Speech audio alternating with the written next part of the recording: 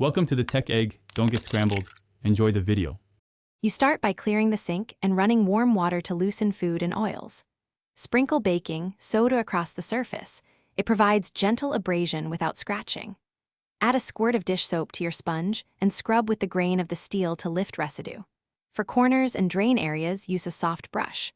Once the visible film is gone, rinse thoroughly with warm water and blot dry with a microfiber cloth to prevent water spots before moving to polishing. Next, tackle mineral deposits and stubborn stains by spraying a 1:1 mix of white vinegar and water. The acid breaks down scale. Let it sit for a few minutes, but don't let it dry.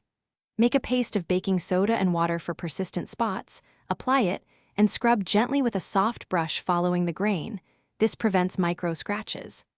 Rinse thoroughly, then wash the whole sink with mild soapy water to neutralize acids. Make sure to dry completely to avoid new spotting before polishing. Finish by applying a few drops of stainless steel polish or a small amount of olive oil to a clean microfiber cloth. This seals and enhances shine.